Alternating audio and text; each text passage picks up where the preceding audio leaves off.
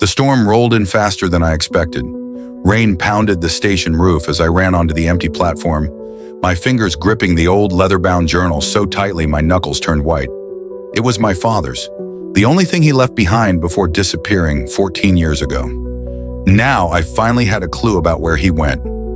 A train sat waiting on the tracks, old, rusted. Its engine hummed softly, steam curling into the air. No conductor, no passengers, just an open door. Like it had been waiting for me. I hesitated. My gut screamed at me to turn around, to leave. But my father had boarded this train, and he never came back. I took a deep breath and stepped inside. The doors slammed shut behind me. The train lurched forward. The windows showed nothing but darkness, even though the station had been lit just moments ago. The air smelled damp, metallic. I took a seat near the front, my heart hammering. Then I heard it, a whisper. "You shouldn't have come." I turned sharply. Empty seats, no one there. A chill crawled down my spine. I wasn't alone. I forced myself to focus, flipping through my father's journal. His last entry mentioned a place called Black Hollow, a town that didn't exist on any map, a place where people vanished. The pages trembled in my hands. Then, footsteps, slow, deliberate, coming from the next car. I swallowed hard. My throat was dry. I turned toward the sound. The door between carriages creaked open, revealing a figure standing in the doorway. My pulse thundered. "A dad?" The figure moved closer, but it didn't walk. It glided. I bolted. I rushed to the other end of the train, yanking at the door, but it wouldn't budge. My breath came in short, panicked gasps. The figure was gone. Then, a breath against my ear. "You're almost home!" I spun around, swinging wildly, but hit nothing. The train slowed. Through the window, a station emerged from the fog.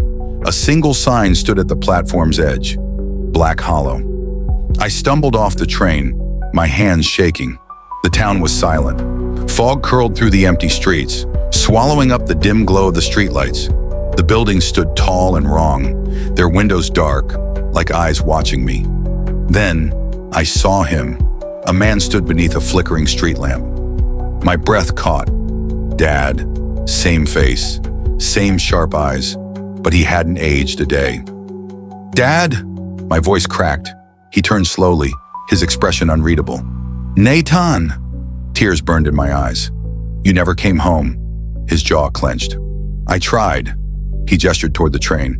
"It only takes you one way." A heavy silence fell between us. My stomach twisted. If I stayed, I'd never leave.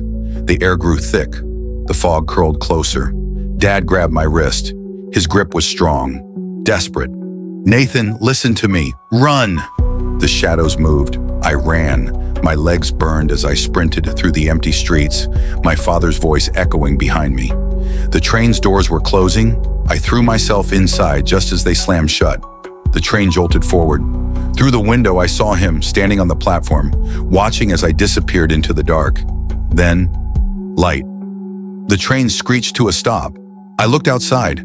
The city, home. I stumbled onto the platform, gasping. The rain had stopped. The world was normal.